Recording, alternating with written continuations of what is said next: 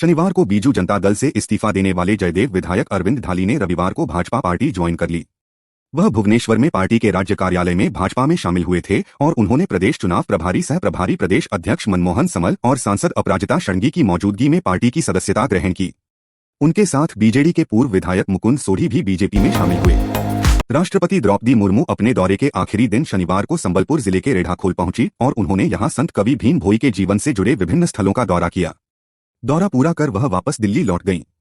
दौरे के आखिरी दिन राष्ट्रपति ने लोगों को यह संदेश दिया कि इंसान चाहे कितना ही बड़ा क्यों ना हो जाए, उसे अपनी सभ्यता संस्कृति संस्कार नहीं भूलने चाहिए। शनिवार को मुख्यमंत्री नवीन पटनायक ने यहां वीडियो कॉन्फ्रेंसिंग के माध्यम से 9 औद्योगिक परियोजनाओं का उद्घाटन किया और 23 औद्योगिक इकाइयों का भूमि पूजन किया है। ये परियोजनाएं प्रदेश के 14 जिलों बलांगीर, बौद्ध, कटक, गंजाम, जाजपुर, जगतसिंहपुर, झारसुगुड़ा, केंदुझर, खुर्दापुरी, रायगढ़, संबलपुर, सोनपुर और सुंदरगढ़ में हैं। इन परियोजनाओं के लिए 6,992.94 करोड़ रुपए का पूंजी का निवेश किया है। लोकसभा चुनाव से पहले ओडिशा में बीजेडी को बड़ा झटका लगा है। नवीन पटनायक के विधायक ने अपनी पार्टी से इस्तीफा दे दिया है। इसे लेकर मुख्यमंत्री को अपना इस्तीफा सौंप दिया है। बताया जा रहा है कि उनका पूरे प्रदेश में बंगाली समाज पर मजबूत पकड़ है। ऐसे में पार्टी छोड़ के जाने से बीजेडी के वोट बैंक पर असर पड़ सकता है। भुवनेश्वर में एक पत्नी के रहते दूसरी महिला से शादी करने की कोशिश पति को महंगी पड़ी। घंटों तक चले ड्रामे के बाद पुलिस पहुंची और शादी के मंडप से दूल्हे को गिरफ्तार कर लिया है। जानकारी के मुताबिक जितेंद्र स्वामी पेशे से ड्राइवर है। 2009 में जितेंद्र कोलकाता गया था और वहां पर रमा नामक एक युवती से मुलाकात हुई। प्रधानमंत्री नरेंद्र मोदी महज 1 महीने के अंतराल में दूसरी बार ओडिशा के दौरे पर आ रहे हैं। पीएम 5 मार्च को विभिन्न परियोजनाओं की आधारशिला रखने और शिलान्यास करने के साथ चंडीखोल में भाजपा की एक जनसभा को संबोधित करने वाले हैं। ऐसे में प्रधानमंत्री मोदी के दौरे को लेकर मुख्य सचिव प्रदीप कुमार जेना ने एक उच्च स्तरीय समीक्षा बैठक की। पवन सिंह के चुनाव न लड़ने के फैसले पर शत्रुघ्न सिन्हा ने प्रतिक्रिया साझा की है।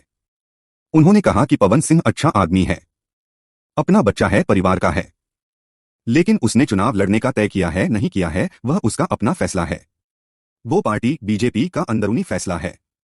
इस पर मैं इस मामले में दखलंदाजी करने वाला कौन हूं?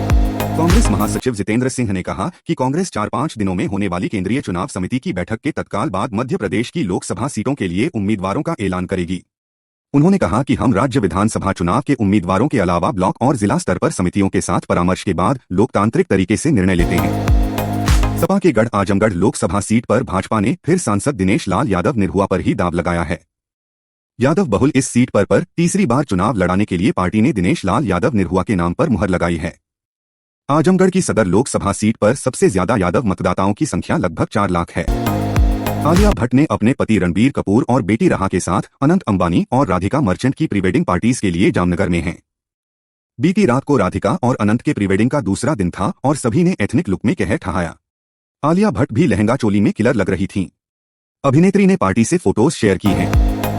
अनंत अंबानी और राधिका मर्चेंट के प्री वेडिंग में पूरा बॉलीवुड शामिल हुआ है। इस सेरेमनी की धूम पूरी दुनिया में मची है। सोशल मीडिया पर फोटो से लेकर वीडियो तक वायरल हो रहे हैं। यहां आलिया भट्ट से लेकर अर्जुन कपूर तक शामिल हुए हैं। प्री वेडिंग में दिलजीत दोसांझ ने अपने गानों से समा बांध दिया। करीना कपूर के साथ उनका एक वीडियो सामने आया है। अनंत अंबानी अब से कुछ ही महीनों में दूल्हा बन जाएंगे। अपनी शादी से पहले वह जामनगर में आए मेहमानों का भरपूर मनोरंजन कर रहे हैं। इस सेरेमनी में कई स्टार्स ने परफॉर्मेंस दी है। हालांकि सबसे अवेटिंग परफॉर्मेंस तो राधिका और अनंत की रही, जिन्होंने सबको बताया कि उनके प्यार के चर्चे हर ओर हैं। इसके अलावा मुकेश और नीता अंबानी की परफॉर्मेंस भी चर्चा में रही। एक्टर धर्मेंद्र उम्र के इस पड़ाव पर भी फिल्म लाइन में एक्टिव हैं। फैंस उन्हें बड़े पर्दे पर देखना पसंद करते हैं। धर्मेंद्र अपनी कुछ पुरानी फिल्मों से पोस्ट और तस्वीरें तक शेयर करते हैं, जिसके जरिए वह कुछ किस्से कहानियां भी सुनाते हैं। मगर इस बार उन्होंने कुछ ऐसा पोस्ट किया है जिसने उनके फैंस की टेंशन बढ़ा दी है। शार्दुल ठाकुर जब क्रीज पर उतरे तो मुंबई की टीम 106 के स्कोर पर 7 विकेट गंवा चुकी थी। तमिलनाडु के गेंदबाज पूरी तरह से हावी थी और मुंबई को एक बड़ी साझेदारी की दरकार थी। इसके बाद शार्दुल ने मोर्चा संभाला और 8वें विकेट के लिए हार्दिक तमोर संग मिलकर शतकीय साझेदारी जमाई। शार्दुल ने मुंबई के स्कोर को 200 के पार पहुंचाया। MS धोनी को अपने पूर्व चेन्नई सुपर किंग्स टीम के साथी ड्वेन ब्रावो के साथ डांस का आनंद लेते हुए भी देखा गया। डांस में धोनी की पत्नी साक्षी भी शामिल हुई। पूर्व भारतीय कप्तान को सलमान खान और रणवीर सिंह जैसे कुछ शीर्ष बॉलीवुड सितारों के साथ बातचीत करते हुए भी देखा गया, जो इस कार्यक्रम में अतिथि के रूप में मौजूद हैं। भारत और बांग्लादेश के बीच द्विवार्षिक महानिदेशक स्तरीय सीमा वार्ता अगले माह ढाका में आयोजित होगी, जिसमें सीमापार अपराधों पर अंकुश लगाने और उनके सुरक्षा बलों तथा एजेंसियों के बीच अच्छे समन्वय स्थापित करने से जुड़े मुद्दों पर चर्चा की जाएगी। बीएसएफ के महानिदेशक नितिन अग्रवाल के नेतृत्व में एक प्रतिनिधिमंडल 5 से 9 मार्च तक होने वाली बैठक के लिए बांग्लादेश की यात्रा पर जाएगा। भारतीय जनता पार्टी बीजेपी के सांसद तेजस्वी सूर्या ने कांग्रेस पर जोरदार हमला बोलते हुए कहा कि विभाजन कांग्रेस के डीएनए में शामिल है। बेंगलुरु दक्षिण से लोकसभा सदस्य ने पार्टी को देश के बंटवारे के लिए जिम्मेदार ठहराते हुए आरोप लगाया कि देश को विभाजित करने के लिए कांग्रेस पूरी तरह से जिम्मेदार है। उन्होंने कहा कि लोकसभा चुनाव में दक्षिण भारत भाजपा का गढ़ होगा। बीजेपी ने संदेशखाली मामले में टीएमसी नेता शाहजहां शेख की गिरफ्तारी को लेकर ममता सरकार पर निशाना साधा है। बीजेपी नेता सुधांशु त्रिवेदी ने कहा कि शाहजहां बंगाल पुलिस की मेहमान नवाजी में चला गया है।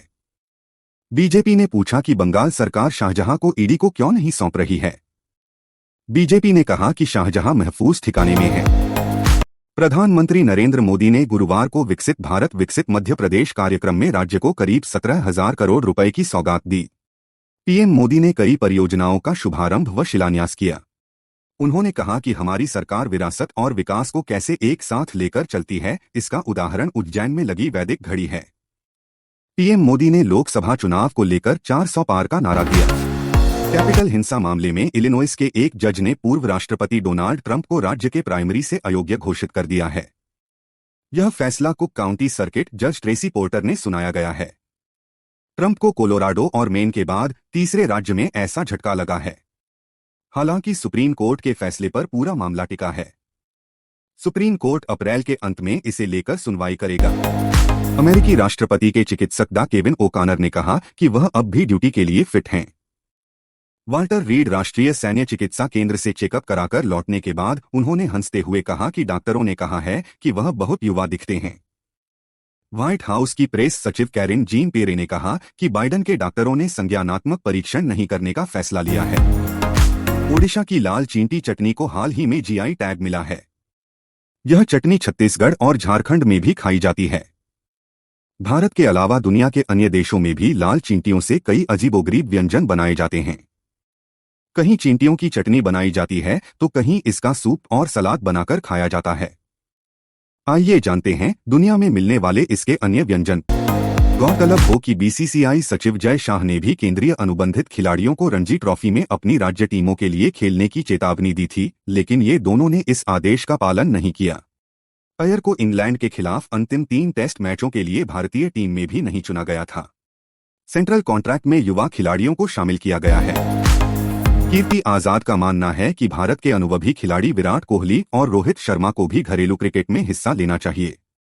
कीर्ति आजाद का यह बयान उस वक्त आया जब बीसीसीआई ने नए सेंट्रल कॉन्ट्रैक्ट से ईशान किशन और श्रेयस अय्यर को बाहर कर दिया। इससे पहले किशन ग्रेड सी और श्रेयस अय्यर ग्रेड बी का हिस्सा रहे थे। न्यूजीलैंड के तेज गेंदबाज नील वेगन वेलिंगटन में ऑस्ट्रेलिया के खिलाफ जारी पहले टेस्ट में स्थानापन्न खिलाड़ी की भूमिका निभाने के लिए मैदान पर उतरे तो दर्शकों ने खड़े होकर उनके लिए तालियां बजाईं।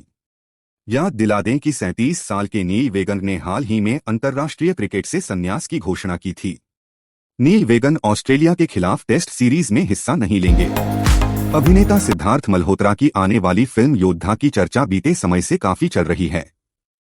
फैंस में इस मूवी को लेकर काफी जबरदस्त बज़ बना हुआ है। इस बीच फैंस की एक्साइटमेंट को बढ़ाने के लिए सिद्धार्थ मल्होत्रा की योद्धा का धमाकेदार ट्रेलर रिलीज कर दिया गया है, जिसे देख आपके अंदर देशभक्ति जाग जाएगी। उद्योगपति मुकेश अंबानी के छोटे बेटे अनंत अंबानी की शादी को लेकर चर्चाओं को बाजार काफी गर्म है। गुजरात के जामनगर में अनंत और राधिका मर्चेंट के प्री वेडिंग फंक्शन का आयोजन किया जा रहा है। ऐसे हम आपके लिए इस कपल से जुड़ी एक बड़ी डिटेल्स लेकर आए हैं, जिसकी बदौलत हम आपको बताएंगे ये राधिका और अनंत की क्वालिफिकेशन क्या है। अक्षय कुमार और टाइगर श्रॉफ की upcoming action thriller film Bade Miyan Chote Miyan की चर्चा की इस तरफ जोरों शोरों से चल रही है। इस फिल्म का लेटेस्ट सॉन्ग मस्त मलंग झूम को बुधवार को रिलीज किया गया है।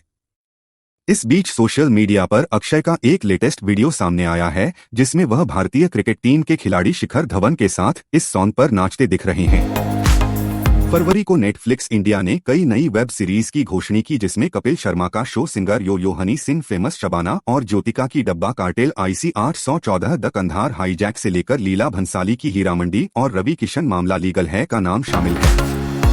कपिल शर्मा और सुनील ग्रोवर की जोड़ी 5 साल के बाद फिल्मी पर्दे पर लौटने के लिए बिल्कुल तैयार है। नेटफ्लिक्स ने कपिल शर्मा, कृष्णा अभिषेक और सुनील ग्रोवर के show the great Indian Kapil show का टाइटल रिवील करने के साथ ही एक प्रोमो शेयर किया। नेटफ्लिक्स ने ये भी बताया कि कॉमेडी शो कब से और कितने बजे ऑन एयर होगा।